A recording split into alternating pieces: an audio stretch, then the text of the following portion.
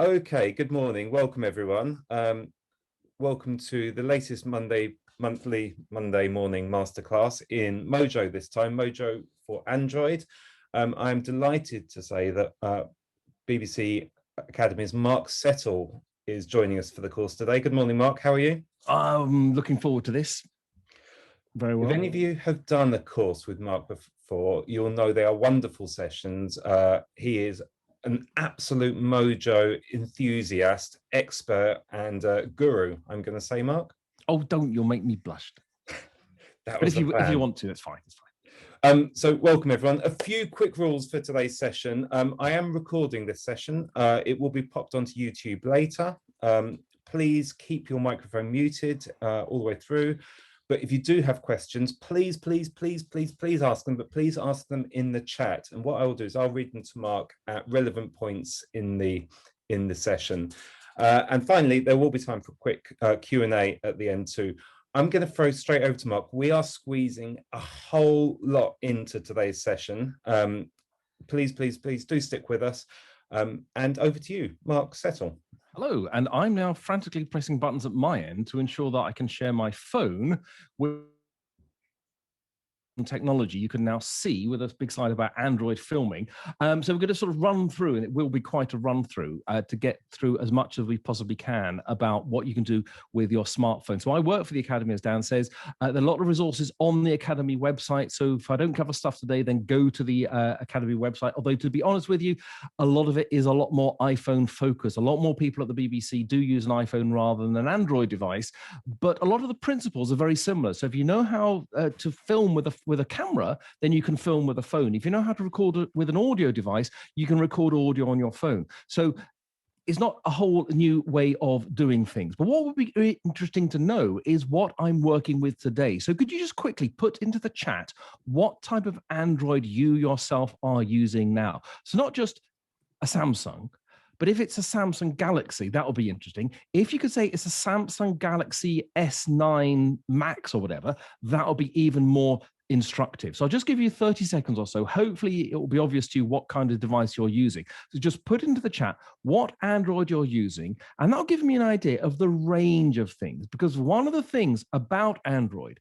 is there are so many different ones out there. So with an iPhone, I'm going to be very confident that what I can do on my phone is what you can do on your iPhone.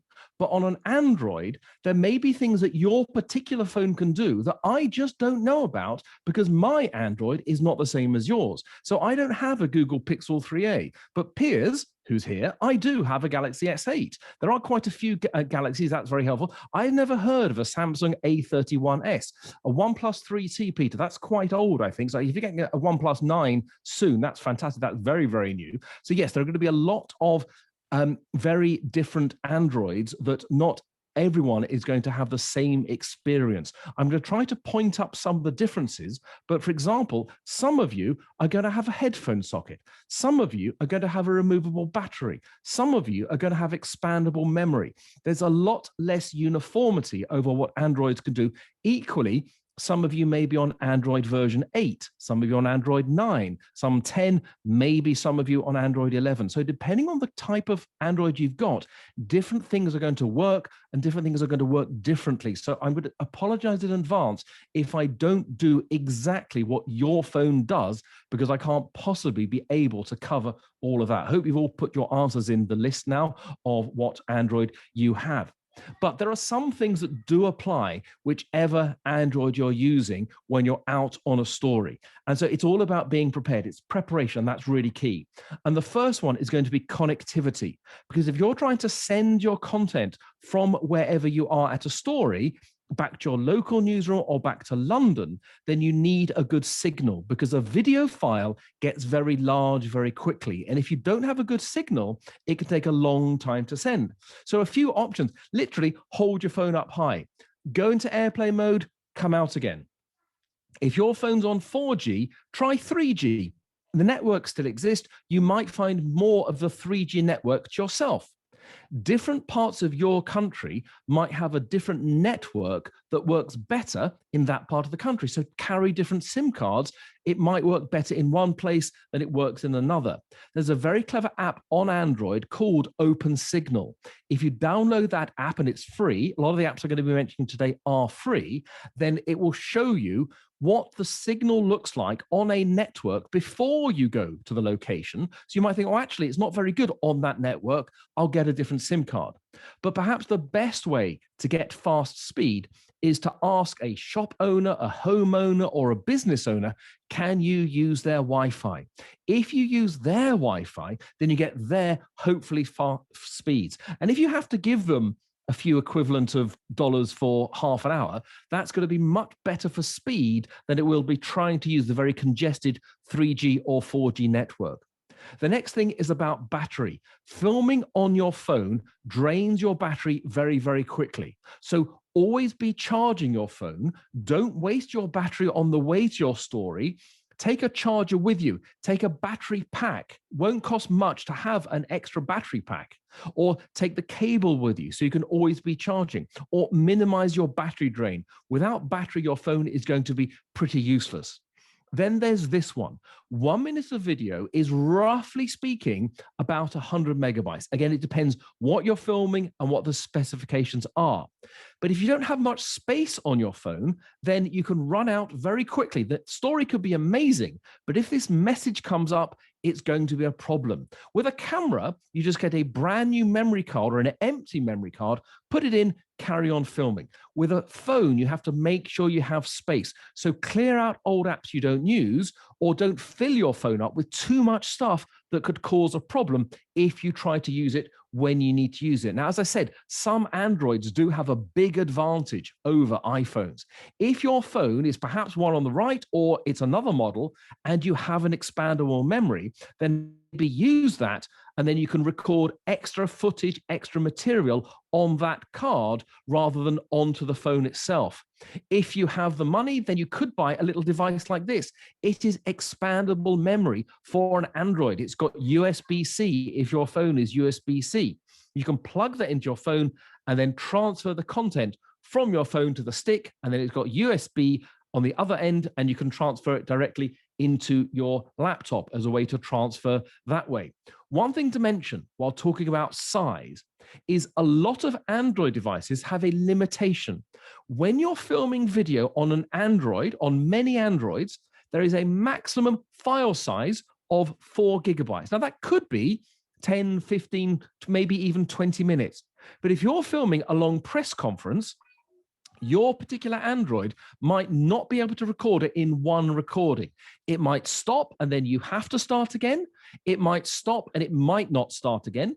It might stop and automatically start again. Again, it depends on the model that you've got. And again, I would really look into this. Just look it up online. Does your phone have that 4 gigabyte maximum file recording size?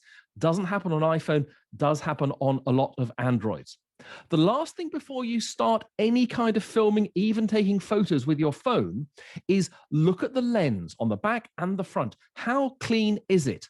It doesn't take long to do, but look at the difference between video that you film that's dirty, and then you maybe get a glasses cloth or a lens cloth for a pair of glasses, clean the lens, and look at the difference.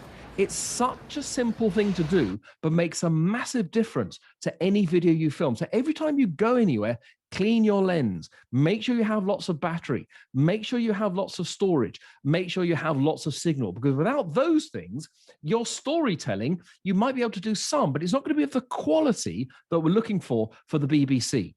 You've also got to think about any extra accessories. Now, this can come down to budget. Are you going to pay for anything?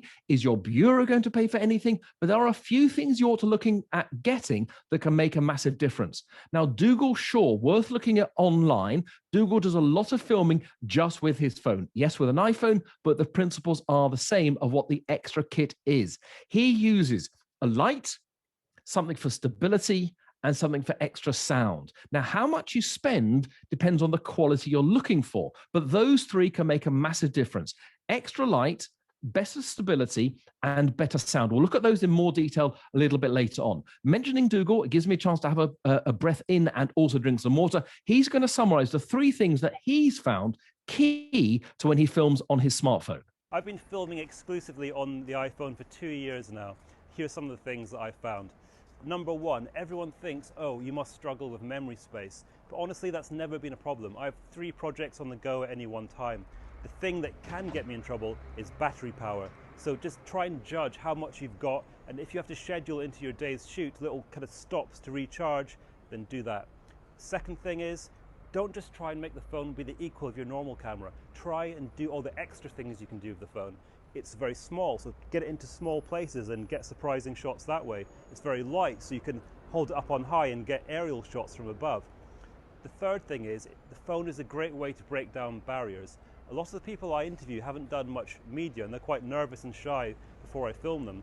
But you can chat to them about the fact that you're filming with this phone, an object they know very well, and it will really help to relax them and you'll get a much better interview. Because depending on where you are in the world, turning up with a big camera, yes, you might get better quality footage, but it might really scare people. They may not want to talk to you at all. They may not open up. If you film on a phone, something that they use, are comfortable with, you'll get a better interview in many cases. So your phone will have a camera, and the cameras on most Android phones are fine, but there are some limitations, again, depending on the model of the Android you've got. But the inbuilt camera often can't film at the frame rate that we need for television. I'll talk about that in more detail in a moment, but it is an important aspect about smartphone filming. On many inbuilt apps on your phone, you can't listen to the audio when you're filming, so you have no idea what the sound is like. Is it too loud? Is it too quiet? Is the person popping where they are too plosive in what they're saying? Most inbuilt apps, you can't use AirPods, or sorry, that's for the iPhone, but you can't use Bluetooth headphones to connect to those and get audio that way. Most of the inbuilt camera apps don't give you much control. They'll all be automatic. If you buy an app, then you can get much more flexibility. But of course, it's inbuilt to your phone, so you can do what you can with it automatically because it's already there. Now, if you spend a bit of money, then you will get apps that can do a lot more. So, for example, it will let you change the frame rate, which is very, very important if you are being asked to film footage that is needed for TV. Less important for social media, but still important for TV, and also for light, it can make a difference. It's got some very advanced features depending on the app you use.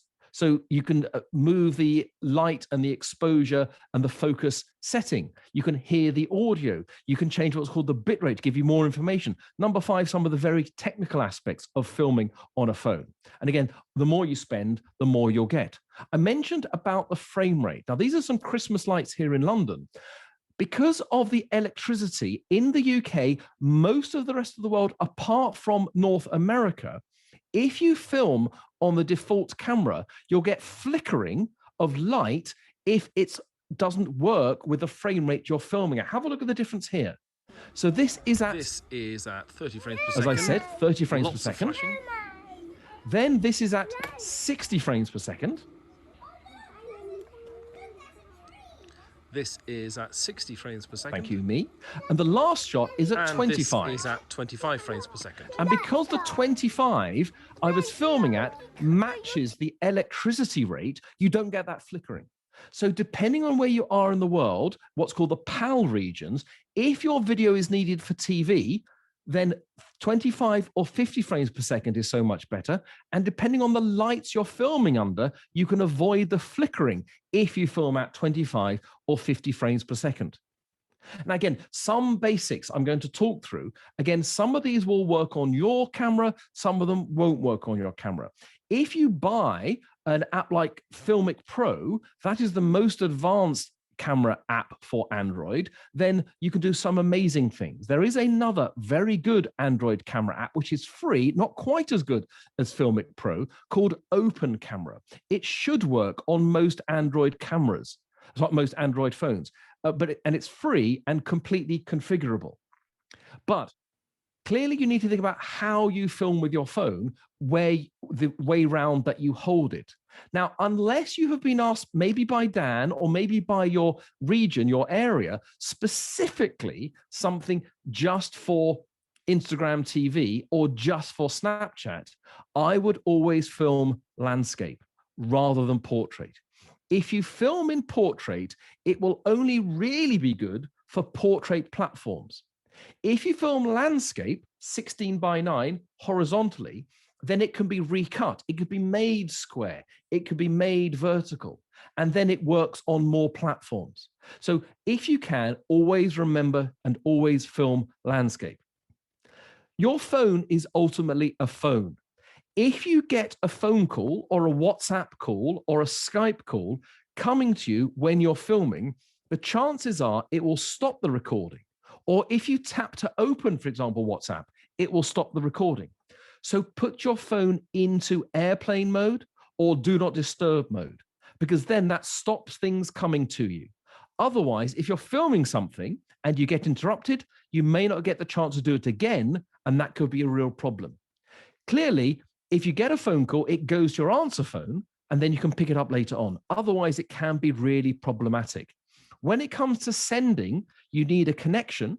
So you've got to reconnect to the network, either onto your Wi-Fi or to the mobile data out there.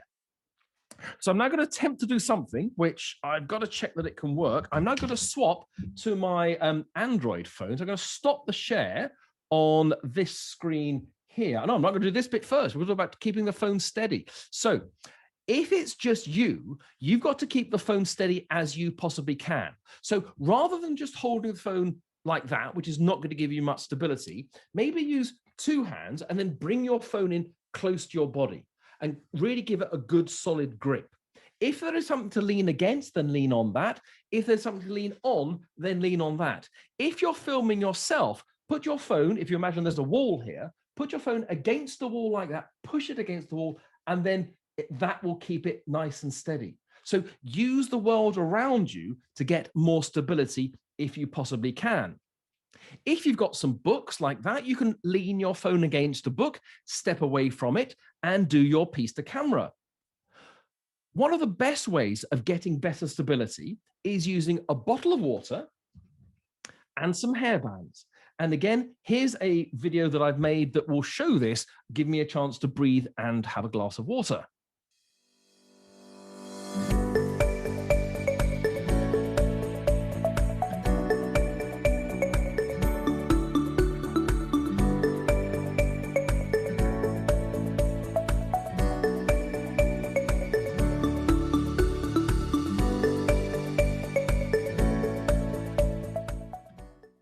So you are more likely to find in your local town a bottle of water and some hairbands or rubber bands than you are to find a shop selling a smartphone tripod. Clearly, plan in advance. Take it with you. Have a grab bag with equipment. This is provided to a lot of journalists. It has a light, a microphone, and a small stand. But if you haven't got that, you're not going to buy this in your local shop.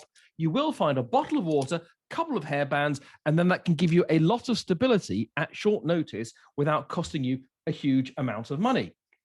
Then you need to decide which camera you're going to be filming with. Now, with most Android phones, the back camera is going to be much, much better quality than the front camera. Clearly, the disadvantage is if you're using the back camera, you can't exactly see what the framing is like. You might get it a bit wrong. You might get it totally wrong, in which case it won't look very good at all. What you should use, if you can, is the front camera, because then you know what you're filming and you know what the shot looks like. However, there is one very important consideration when you are using the front camera. And I'm now going to stop the share on this screen, and I'm going to press this button and share, and then hopefully I'll be able to share my Android. And I pressed the wrong buttons. I've got to stop that button there, share, and I want to share the screen of my phone. There we go. So I'm going to share the screen of my phone, and hopefully now, there we are, there's my Android. I'm going to go to this app called Open Camera. So there, now let's swap it around like that. So if you're doing a piece to camera and you're filming yourself, make sure that you look at the lens and not the screen. If you look at the screen, then you are not talking to your audience. Look at me now, I'm looking at the screen. I'm not connecting with the audience. If you're filming yourself, then you look at the lens. Find where your lens is. So up there, I can see my lens is there. I look up towards that, and then I'm connecting with people much more than if I look at the screen. As I said, you could use the back camera. And if I use the back camera like this, well, you might be getting it right, you might not. If I get it a bit wrong, that's not looking good. So also, when you film yourself, try to get your eyes on the top third line.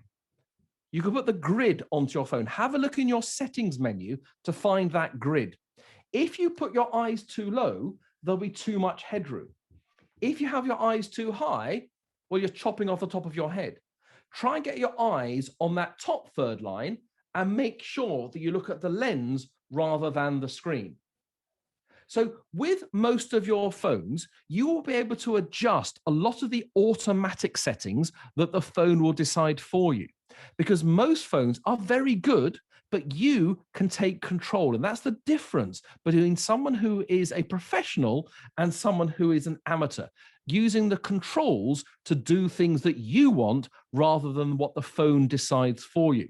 So one very simple thing is to tap on the screen to adjust the focus and the exposure. Again, depending on your model, this should work for you. You tap on the screen to adjust the focus and the exposure. This has a lot more funky features because it's called, this is the open camera app that I mentioned earlier. And so depending on where you tap on the screen, you can adjust both the focus and the exposure. And you make sure that whatever you're filming is properly in focus, because if the main part of your shot is not in focus, then it's going to be very hard to watch. So keep the main subject of your shot in focus.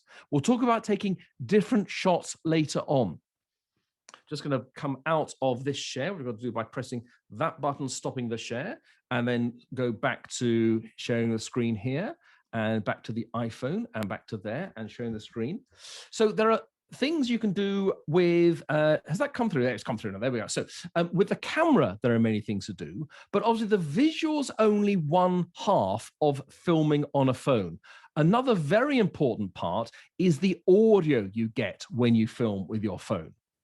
And if you just have the phone, it's going to be fine for what we call ambient sound, for just atmosphere. If you're taking a shot of a location, it will get very good sound.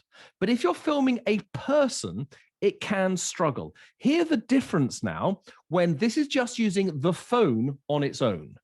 Getting good audio is vital to any video you record, and the inbuilt microphone on most smartphones will be good enough for ambient sound. But for an interview like this, the distance between me and the microphone is not going to get good audio. So an option is to get much closer. The closer you get, the better the audio will be. But when you're as tight as this, the sound may be good, but is the picture really something you want to look at? Where you record will have a huge bearing on the audio too. Outdoors it can be very noisy, too noisy just for the internal microphone. So if you can, go somewhere quieter. Or ask your guests to speak up a bit. Or ask everyone nearby to be a bit quieter. Just bear with me 1 second. I've got one button to change. I've got to share the screen, and that, and that, and that. Hopefully that'll be better. Right, so if you just have the phone, you need to think about those challenges. Work out where the microphone is on your phone, because your Android device might have a little hole somewhere that you just might be covering when you hold your phone. And if you're covering the microphone, if it's up on the top, then it could be a problem. So record some video and then either just tap around the edges of your phone or blow into all the different holes and work out which is the microphone depending on your particular model, and then make sure that your hands are clear of it. So if you just have the phone, there are some things to think about. You could get closer, but the shot may look strange. And clearly at the moment with COVID, you may not want to get closer. You could ask your guests to speak up, but that may not be possible. You could go somewhere quieter, but then you lose the location. And you could ask other people to be quiet, but again, that may not be so good. They may not be willing to do that. And of course, think about the environment you're in. If there's air conditioning on, turn it off. Think about the environment. That makes a big difference to the audio quality as well. Now, here is a very simple and very cheap way to get much better sound when you're filming with your phone. Another option could be to use the microphone on the headphone that came supplied with your smartphone. Once you've plugged that in, the audio is now recorded through this microphone, which should mean I am now much more audible. The only downside is this cable is not that long, meaning the shot could be restricted by the length of that cable.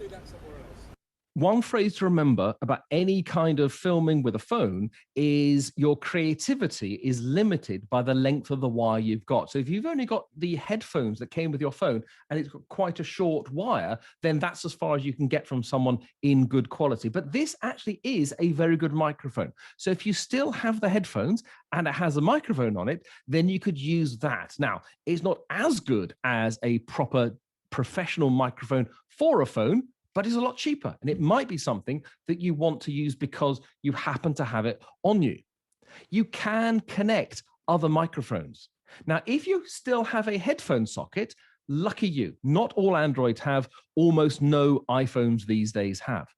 But if you have a headphone socket, then you need to make sure that whatever you plug into your phone has the right kind of connection, because there are two that you could find.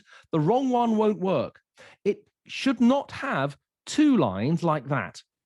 It needs to have 3 lines like this. It's called TRRS.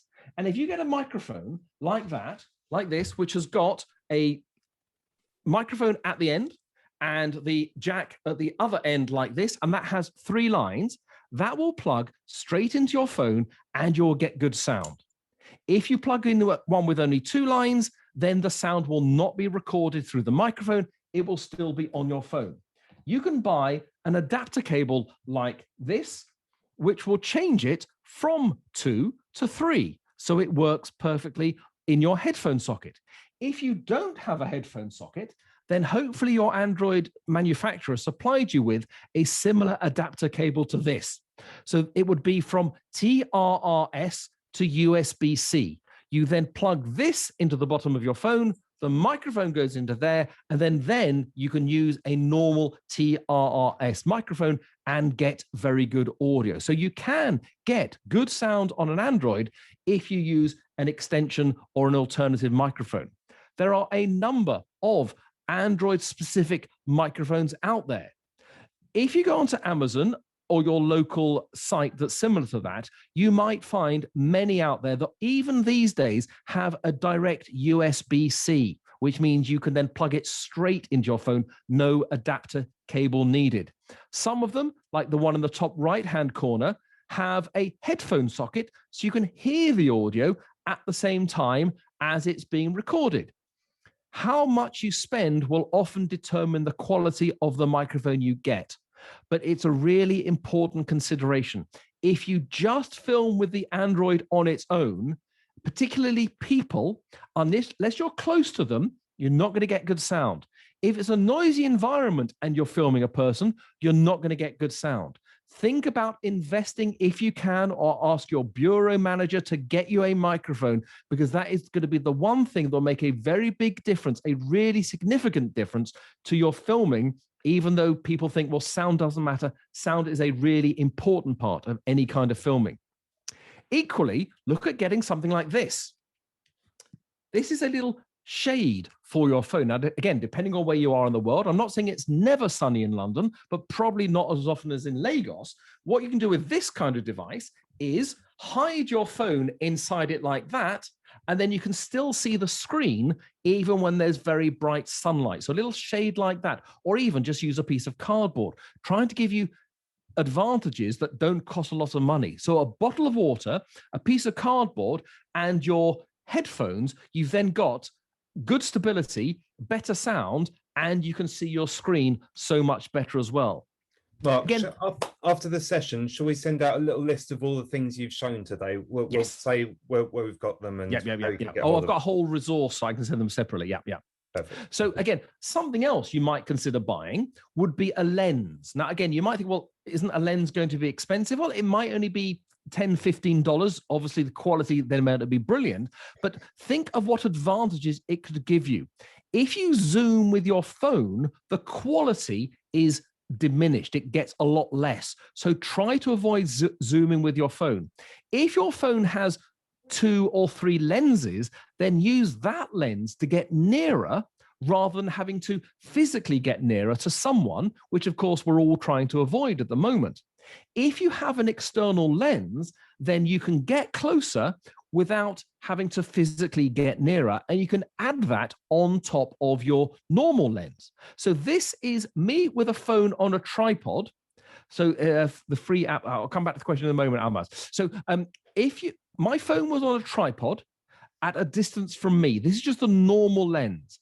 I then used a 2x zoom lens. I seem a lot closer.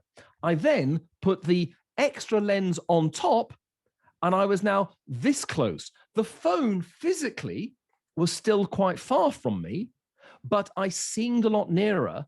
But because I'm using glass rather than digitally zooming, the quality remains good. So again, it's another thing to think about buying. Again, the more kit you have, the more things you can do, but then it's more stuff to carry, it's more stuff to connect, it's more stuff to lose, but you will have more things you can do if you have more equipment. So a lens can help you get a bit nearer, so it seems, even though physically you remain far from someone. When you film with a phone, you also need to think about the light. Now, your phone will have an inbuilt light. It's often not that nice, and it will always drain your battery. So if you're filming and you have the light on, your battery is going to go down very, very quickly. So you need to think about the light where you're filming. Again, this is the same as a normal video camera. Unless you want to have someone in a silhouette, if they don't want to show who they are, you do not have the light behind them coming through. That will put the light in the wrong direction, and they will be very hard to see unless you're doing that for a creative purpose. Ideally, use the light in your favor. So here we've got people using small cameras, but the concept is the same. Get your bum to the sun. Have the light behind you. Have the light on your shoulders. If you have the light on your shoulders, then what you're filming is going to be much better lit. Think about the time of day that you're filming. Clearly, news does not work to a schedule. But if you're filming something for a commission story for your outlet or for your social media platform, don't film, if you can, at midday where the sun's very strong and very bright and often straight down. Try to film in the morning or the afternoon or the early evening where the light is a lot softer. So if you can use natural light to your advantage, then that is going to be fantastic. Or you buy a little light. Now, again, these don't have to cost a lot of money, but the more money you spend, again, the better quality and the better light you're going to get. But the advantage of having an extra light is you're not draining your phone battery. Again, I can't emphasize this enough. Filming on your phone will make your battery go down very, very quickly. It takes a long time to put the battery up again. With a broadcast camera, you just get a new battery that's fully charged, put that on. With a phone, you have to recharge. It takes a long time, unless, of course, your phone, you still have a replaceable battery. So don't drain your phone by using the light at the same time. If you can, use an external battery and then, or external light rather, and then you can use the light from that rather than draining your phone battery. Now, if you're at a location and you're just filming something or someone, you will get some footage, and the footage might be okay. But to tell stories, you need much more than just a wide shot of where you are.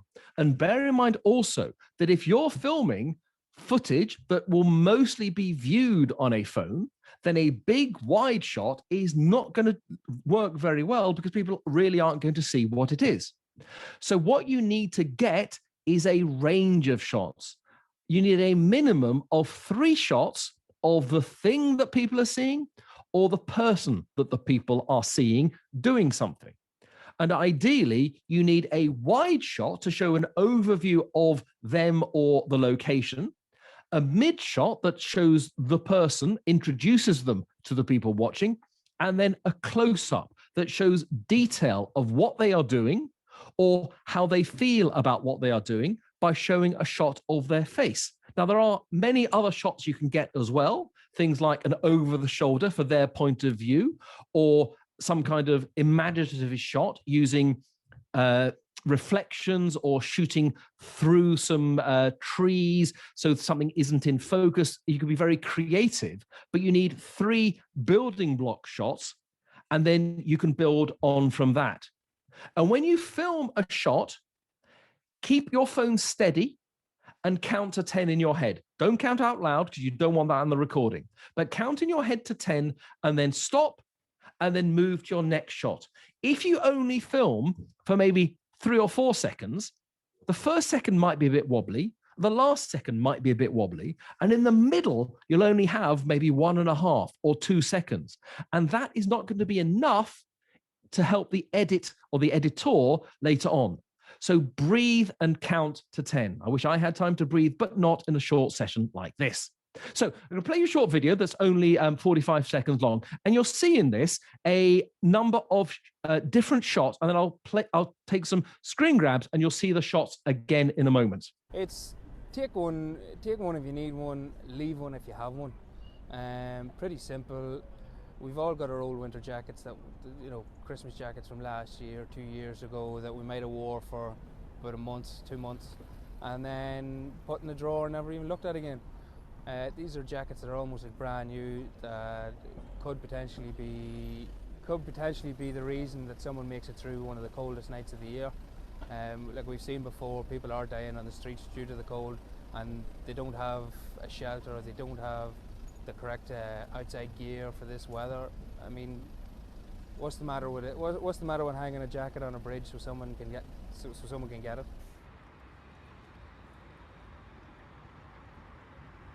So what we had here was the wide establishing shot to show the bridge. We then had a close-up of the man putting the coats onto the bridge. We then had a medium shot to answer the question, whose hand is that? Who is putting the coats on the bridge? We then go back to a wider shot to show where he's doing it. And then the classic interview shot. Again, that's something to think about. Are you having someone looking directly at the lens if you're interviewing them, or are they looking across, which is much more the old TV style? You need to work out which one you're doing and then stick with that for the interview. So later on in the little piece, again, we had a medium shot showing him putting the little notice up on the bridge, then an over the shoulder of seeing him put that notice, then a close up of the notice, and then back to a wide shot showing all the coats on the bridge. So those are some of the building block shots you need to get. It's the same with an iPhone.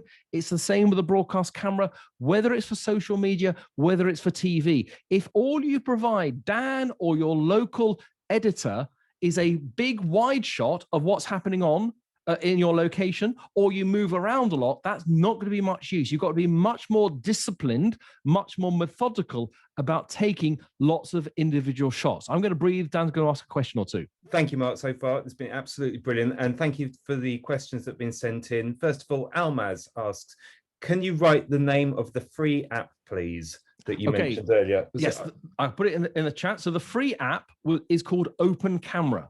So there are a few, I'll be mentioning more apps in a moment, but an app called Open Camera has a lot more changes that you can make as an individual on your Android phone than the Android app, the Android camera that comes with your phone can probably do.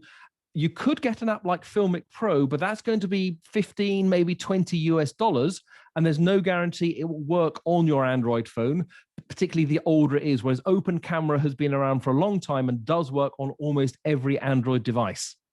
It's worth pointing out as well, I've discovered from bitter experience, if you do buy something like Filmic Pro and try and put it through on expenses, they won't accept it. So if you do end up buying it, it's going to come out of your own money. Just to warn you on that one. The next question was from Niaz. What kind of lens would you recommend? And is it possible, please, you could send the name and description of the lens for the mobile phone? Yeah, I will add that in the follow-up email I'll send later on. There are a couple of lenses that I would certainly recommend. Don't bother too much with things like a macro that lets you get really close. You probably won't use that. Don't worry about an anamorphic that makes it very, very wide. Why? What you're looking for is maybe a zoom lens, which gets you closer to the action without literally having to get closer or without having to zoom. If you zoom on your phone, you lose quality. Also, again, depending on where you are in the world, think about getting what's called an ND filter. So a neutral density filter. This is just a clip on like this. This clips over the lens of your phone, and then it's basically like sunglasses. So what it does is it diminishes the amount of light coming into your phone, and that can just help using other apps to get much better, much more realistic video. So you've got an ND filter, and you've also got a zoom or telephoto lens. Now, again, the brand or the amount you want to spend, well, that is very hard to give a proper answer to, but I will give resources later on, which I hope will answer those questions. Any more, Dan? That's it so far. Please, please, please do keep your messages coming in the chat. Any questions, we will answer them as we've just proven. Niaz is saying, what kind of zoom lens is it? Niaz, we'll send all the details about the different types of lenses that Marc is demonstrating. After again, you know, you can spend less money and have a zoom lens that only gets you twice as far, or you can get some which is almost like a telescope, or like a long barrel, but those are not often very good quality, which claim to get you 100 times near. It depends what kind of shot you're after, and also the quality of the shot that you're after. Is there a free app for iPhone users? Amaz, you might need to be a bit more definitive about what kind of app. There are millions of apps out there. So what kind of app? Filming. Oh, for filming. Yeah, so a good free filming app for the iPhone, I would probably look at one. Of course, I've got a complete blank because my mind is completely programmed to talk about Android today. So let's have a look at a good free video filming app on the iPhone. Probably I would use one within an app called Adobe Rush. So if you download Adobe Rush, which also works on Android, it's a very good editing app. It has a camera which you can use inside the Adobe Rush app, which has a lot of professional capabilities. And that will do you a very, very good job, and it's free. Okay, so back to talking about Android. So have a very short exercise here to see if you can participate in this. So here's the story, here's the scenario. Put into the chat what kind of shots you would get to tell this story. So in brief, the story is about a woman who owns a shop. The story relates to the finances, the money on the or the financial arrangements about that shop. And she's happy for you to film her looking at the documents of the shop's finances.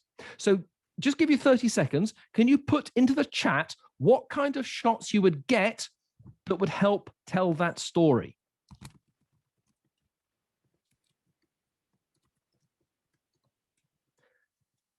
So far, we've got a blank screen.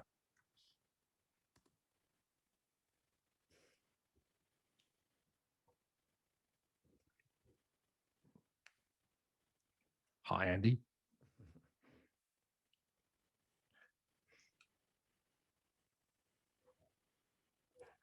If you're good. Yes. Amaz. Yep, situating it exactly. Hassan, you've probably seen this story. I mean, again, none of this is new. It's just, if you've never filmed before, it might be new to you. Close up of her looking through paperwork from over the shoulder. Perfect. Again, you've probably seen the footage. Okay, I'll draw that to a close. And here's the video with the recently departed Simon McCoy. So, this shop in Hampshire used to be South Warnborough Sub Post Office, but now it's no longer a post office, and the woman who used to run it, Jo Hamilton, is a convicted criminal fighting to clear her name. Jo was confronted by the post office with evidence from computer records of a £36,000 cash shortfall at her branch, and was told she could be prosecuted for theft. I pleaded guilty to false accounting, not to theft. And you'll never find out what happened to her. So yes, you have the establishing shot, the wide shot showing the shop. You then have a close-up of a part of the shop from the outside. And then much more of a medium shot, just showing you the entrance to the shop itself. You then have a close-up of her. You then have a medium shot of her looking through the documents. And then a further back medium shot, again, showing the documents from a slightly different angle.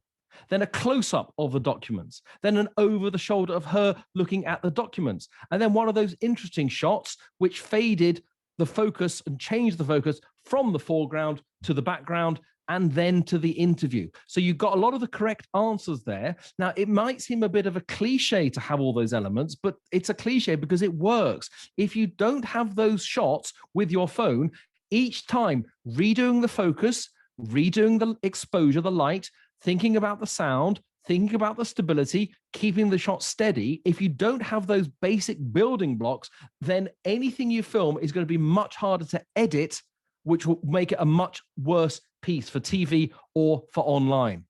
Now, this is a sort of a bullet point example of what you need to think about when you film with a phone. Yes, it says iPhone, but many of the tips work the same on the iPhone as they do on Android. So clean the lens, use a way of stopping getting a phone call, so either do not disturb or airplane mode.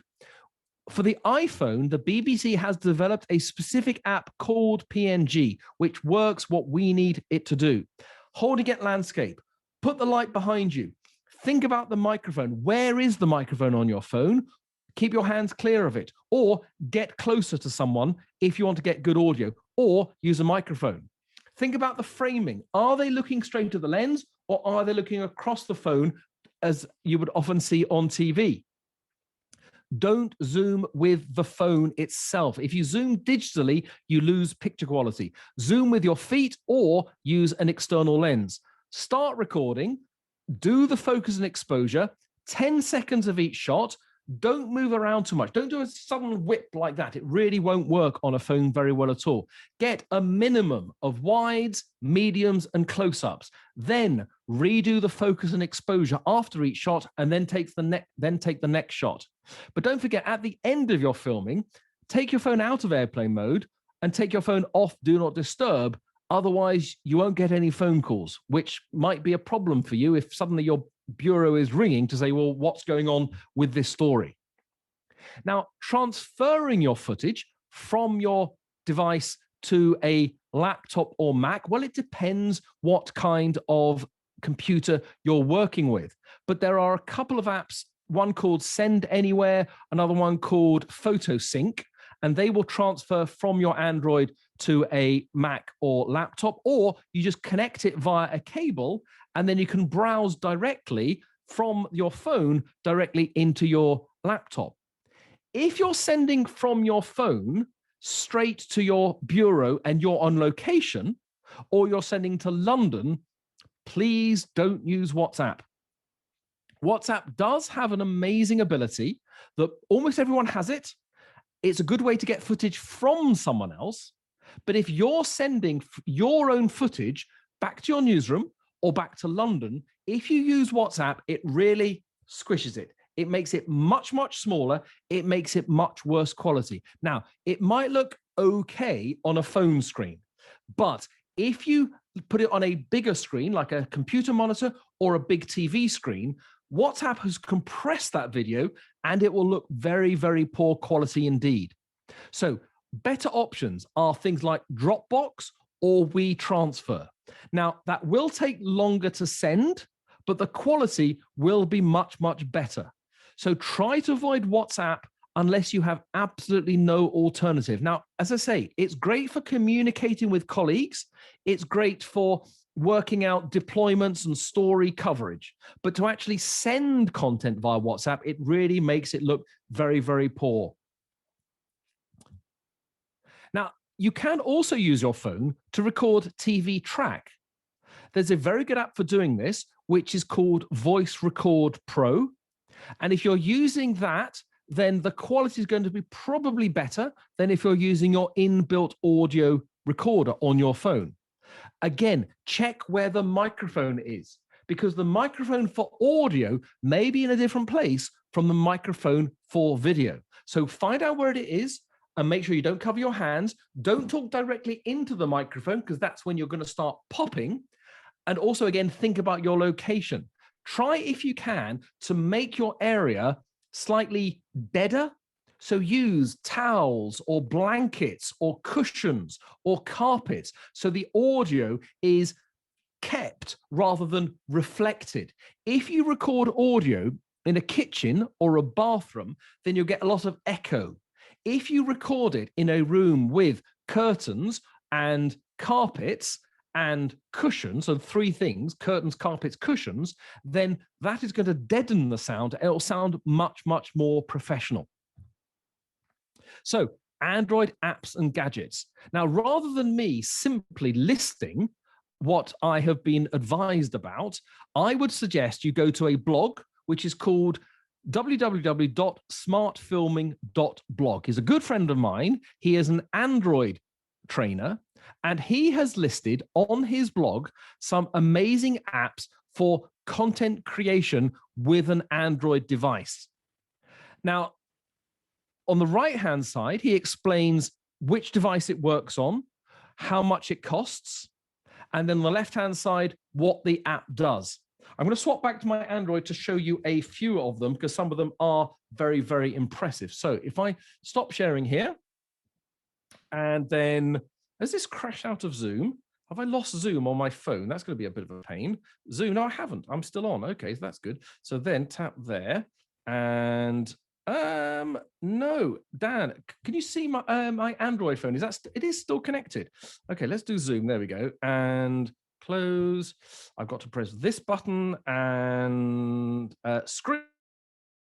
Back to showing my Android phone. So if you want to get the best filming app, it's called Filmic Pro in the bottom left-hand corner. But this actual app is called Filmic Pro Evaluator. And what this does is it will tell you, does Filmic Pro work on your Android, and what can it do on your Android? And if you get lots of crosses in terms of it's not able to do much, then don't buy the app. But if you get lots of ticks and it tells you, yes, you can do 4K and you can adjust the white balance, then it's a good investment. So Filmic Pro is definitely the best out there, but it is moderately expensive. And as I say, you can use this app to see that is called Filmic Pro Evaluator to tell you about the Filmic Pro as it works on your phone. The app I mentioned earlier is called Open Camera, and Open Camera has a lot of extra settings that you can get about this video filming app, much more than you get on your normal free app that comes on your phone. If you're looking for a free video editor, a video editing app, I mentioned Adobe Rush earlier. Now that is very good. If you already have access to what's called the Adobe Creative Cloud, then you should be able to use this app in all its features and functions free. Otherwise, some of them may be limited. A very, very good app appeared on the market about 6 months ago, which is entirely free, called VN. And VN is the best free Android editing app out there. You can do many, many clever things with this app. You can have multiple layers, multiple tracks of video. Again, I could do a tutorial on it, or a lot of it is very quick and easy to pick up. There are tutorials online as well. Other apps worth looking for video editing include KineMaster, so that's K-I-N-E Master, and also Power Director. Those are sort of the main ones that people use for editing video to make something more advanced than just topping and tailing. In terms of doing something more advanced with your Android phone, then you might want to look at something like Vont over here. So Vont is a way to add text onto your screen, which lets you put words and sometimes moving words onto your screen as well. I don't know whether the Android version can access BBC Reith, which is the font that we would like to have. On the iPhone, you can have proper BBC Reith font on the screen when you put the text onto your phone.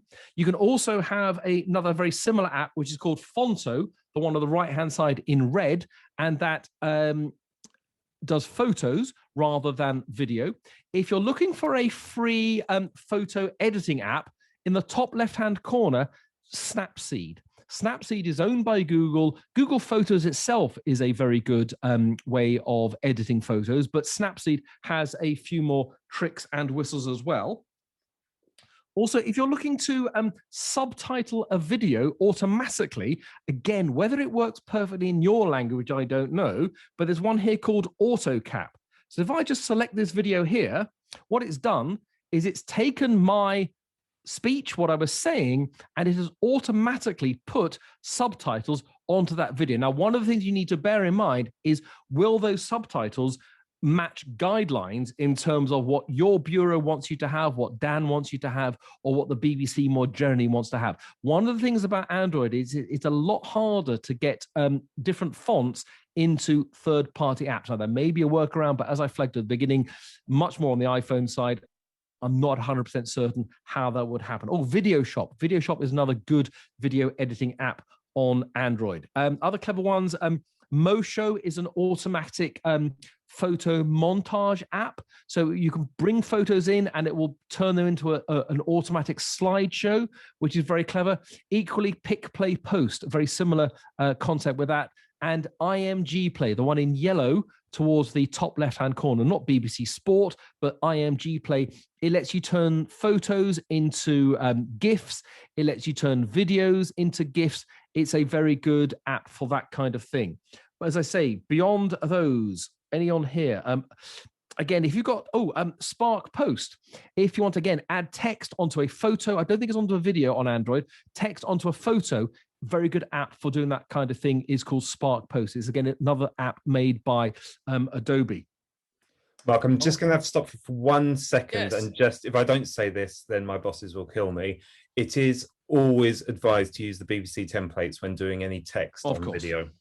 If I don't say that, I will get my bottom smacked. We don't Indeed, want that. indeed, yes. And a quick question from Hassan as well. He says, is Adobe Rush available on Android? I found it on the App Store, but I can't find it on Google Play. Well, this is one of the things, Hassan. It depends on the phone that you've got. If I just spool back here and I quickly look through the list of which phone you've got, a Realme, it is entirely probable that Adobe Rush isn't available on your model of Android. I know that it's only a limited number of Android models that Adobe Rush is on. And unfortunately, from memory, Realme is not one of those that it's on. And that's one of the problems about Android. There's no guarantee that one particular app works on your particular Android because there are so many out there. So if you want a very good video editing app that will work on your phone, you've got InShot, one I didn't mention. You've got InShot, you've got KineMaster, or the new favorite within the mobile device, the mobile training area, called VN. It's on the left-hand side, the third one down. So VN, it's certainly worth looking at. The happy news is that he says he's now got it. So excellent. That story has a happy ending. It depends what he means. He's got it in terms of he's understood me, or has he got it in terms of he's actually downloaded the app? Now, Hassan, I'd love to know, have you got the app? You've got VN. Again, I'd certainly go with VN. So again, you can buy all sorts of lights, all sorts of tripods, and these kind of things are not specific to any particular smartphone, but you might need some kind of cradle or clamp. So if you can get something that has a shoe on the top like this, so this device here has a little shoe on the top there, then you can put the light into the shoe like that, and then either have it pointing towards you or pointing towards your guest. Now, this light here, again, I'm slightly conscious about telling you to spend too much money. And of course, the battery's gone out of this, but this gives you a whole range of colors. It's not just a single light color, as in a bright white light, but you have a multi-range of colors and different color temperatures. And that was only about sort of 15 or 20 US dollars. So there is a vast range of things out there that can do amazing things with your smartphone. I'm going to stop sharing on that phone and then share the screen and then go back to my iPhone here. So I mentioned about my friend and colleague. He's called Florian, and he does amazing things with Android devices. Look for his Android App Cyclopedia, and he's got a great list, not just for video, but also for audio, photos, anything creative for content creation on an Android device. On the BBC Academy website are lots of resources about filming with your phone. Again, just to flag up that it's going to be iPhone centric. It will seem it's about an iPhone, but most of the principles will apply to an Android device. It's just, I can't say this is how your Realme works, this is how your Xiaomi works, this is how your Samsung works. It's much more broad principles that work regardless of what device you use. I'm going to communicate to Dan a whole load of extra resources, which will include things like a little guide about how you get a good eye line. Do you want someone looking straight at the phone, or do you want them looking across the screen? Again, those eyes go on the top third line. Or here it says get guidelines for shooting iPhone video, but a lot of it is the same for Android. You can see there, if doing a sequence, where am I? An establishing shot. Who am I looking at? A mid shot. What are they doing? A close-up shot. And how do they feel about what they're doing? It's the same on Android as it is on iOS. That last one won't be so relevant because it's much more about the iPhone itself. Look at that, 1 minute over. It's probably the end of what I can talk about right now. But if you have more questions about using your phone, whether it's sound or light or stability, or apps or accessories, then look me up on the global address list, or on Twitter, send me a message, and then I can sort of respond to your individual question. As I say, a lot of the broader aspects about what your social media platform is looking for in terms of video, that is going to be the kind of thing that Dan can help you with. But if you want to get better filming or better audio with your phone, then come back to me. And I hope the last hour has not been too overwhelming, but I did try to squeeze in as much as I possibly can in the limited time that we had. So I'm going to draw it to a close here, hand back to Dan, see if there are any more questions, or otherwise we'll all go and have a lie down in a darkened room. Thank you so much, Mark. It was absolutely amazing. I did not believe you could squeeze all that information into an hour, and I was right, because it took you an hour and 1 minute. So thanks, everyone, for sending in questions. Are there any more questions? Sal was just saying thank you very much, which is absolutely lovely of her. There's a few things I'd like to say as well. If you do regular filming with your smartphone for the BBC, there is a MoJo kit that is available. It's not given to everyone. I think you probably need to justify it to your boss why you need one, but they are available, and it contains all of the bits and pieces that kind of Mark has talked about today. It comes with a handle, it comes with a microphone. Talk to me or your boss if you really, really think you need one, and I'll help you make the case for it. If you're interested in filming sequences, as Mark has been demonstrating on my YouTube channel, which I'll send a link to afterwards, there are lots and lots and lots of demonstrations on how you can make really nice, interesting sequences, little tricks you can do. Yeah, I think that's kind of it, really. Are there any more questions? Lots of people saying thank you, Mark, which is lovely. Can you repeat the name of the microphone that lets you plug in the headphones so you can monitor? Andrew, there are a few of them.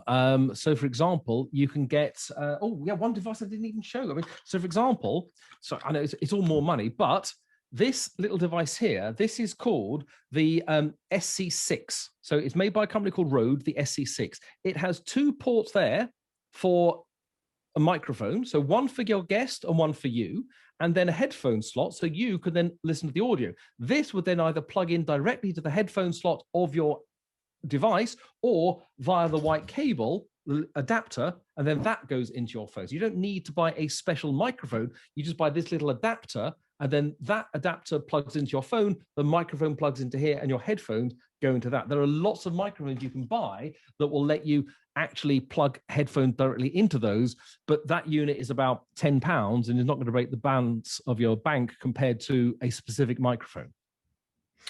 Just to repeat as well, all the things that Mark has shown us today, we'll put down in the email afterwards, just so if you do want to buy anything locally, you can do. I think that's just about it then, unless anyone has got any more questions. Mark does do excellent MoJo courses that I highly recommend. You're doing them over Zoom at the moment, Mark? Is yes, that right? I'm afraid so. But the good news is they don't go quite as quickly as this one. They don't have to cram quite as much in the time available. So if somebody wanted to do a course with you, they should just email again, just email me on the global address list, and we can sort of work out what you want to learn specifically for you. I can't promise I'll go out and get a Realme or a Xiaomi phone to get the very best out of that, but we'll see what we can do. Fabulous. Dougal Shaw's masterclass in MoJo, which was the very first Monday morning masterclass, that is also available to watch on our YouTube channel as well. I'll send the link to that as well. Good luck, everyone. Your mobile phone camera is every bit, if not better, than many of the cameras that I started off using back in the day. They really are brilliant, brilliant, incredibly useful tools. Do practice with it all the time, and enjoy your onward MoJo career. And if there's no more questions, I will end today's session. Thank you so much, everyone. Mark, lots of love for you from everyone. All saying thank you very much. So brilliant. Thank you very, very much, Mark.